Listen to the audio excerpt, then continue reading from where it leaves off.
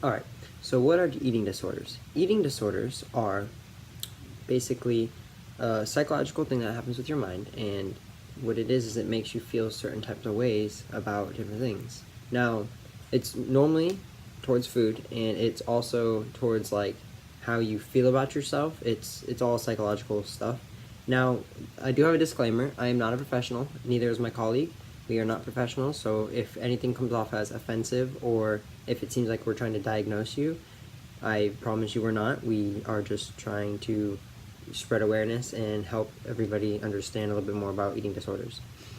So, I'm Kyle, and in a little bit you'll see my colleague. His name is Raphael, and we are just here to teach you about it. So, anorexia is one of the eating disorders that we're going to talk about today, and what anorexia basically is that you see yourself as almost non-perfect. And what I mean by that is when you look in the mirror, you almost feel like you could be skinnier. Now, maybe it's not, maybe you're already skinny and it doesn't really matter. It's just how you feel about it. And whenever you see food or think about food, it just gives you negative feelings because you think that you're going to either gain weight or people are going to make fun of you. And it's usually from previous trauma, which could be either anxiety, it could be depression. A lot of eating disorders come from previous mental illnesses that happen. So some of the misconceptions for anorexia are only skinny people are anorexic. This is completely false. Anybody can be anorexic. Now, just because it seems like, oh, if they're not eating, they're going to be skinny, that doesn't matter at all. Anybody can be anorexic. Another misconception is that anorexia people make themselves throw up. Now, this is not true. This is a different eating disorder, and we're going to cover that one too. But anorexia, you do not force yourself to throw up. It's all just about how much you eat and really just not eating.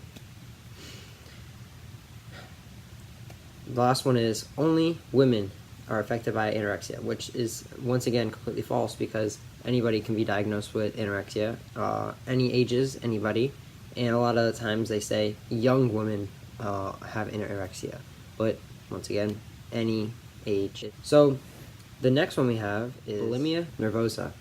So this is a life-threatening, or it's classified as a life-threatening mental disease, and this is where you binge eat or go on like certain sprees where you're just eating as much as you can, and then because of this you feel extremely guilty, or some cases don't feel extremely guilty, but you just don't feel right about how much you just ate, so you tend to just make yourself throw up. Now, this is a very iffy mental disorder because there's a lot of different cases and a lot of different types within just bulimia nervosa, but all people can be affected by it, and how much somebody throws up or how much they make themselves throw up, it all depends on whenever they have these binge eating episodes. So let's just say like something happens in your life or something happens a certain day and you feel super stressed and you just want to eat because let's say that helps you cope with your stress. What they'll do is they'll tend to eat a lot of food and then just feel even worse about it. So that's why they make themselves throw up, because they just they feel like they didn't fix anything. So some misconceptions for bulimia nervosa. Now, people say you could just tell by looking at them. They say you could tell because they're skinny, you could tell because their teeth are stained, you can tell a bunch of stuff. So this is false. First off, yes, throwing up does stain your teeth, but who's to say that they make themselves throw up every day? Usually, bulimia nervosa happens whenever a very stressful time is coming, or if they're just not feeling correct. So that's when it happens. It could happen once. It could happen every day. It could also happen once every month or once every year.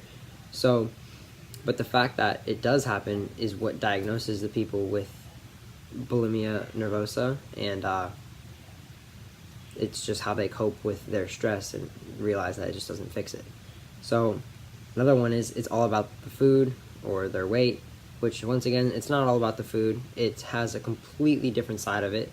Now, some people do just have extreme binge eating cases, but that is a different mental disease. With bulimia, it's usually because of past trauma, just like anorexia, and it's also because of trauma that's happening at the moment. So it leads you just right back into eating. And that's pretty much it for bulimia nervosa. And time to go to Ralph. Well, What a binge eating disorder is a life-threatening disorder where you have recurrent episodes of just eating a ton and eating over and over again, and then to the point where you start feeling discomfortable, and then you start feeling guilty after you eating that much. And some misconceptions I have here is that binge eating disorder isn't a big deal. It actually is a big deal because you do need treatment to get over this. Also, another one I have here saying binge eating only impacts overweight individuals. That's actually false because not all people of all sizes are impacted by this. The person mainly focuses on weight and shape and their appearances when they have this. And then another one I have here saying that binge eating and overeating are the same things when they are not the same things at all. To be honest, these terms have different meanings. So, for example, having a second helping or eating more cookies than planned to does not mean that you have a disorder. And thank you for watching. I just want to thank you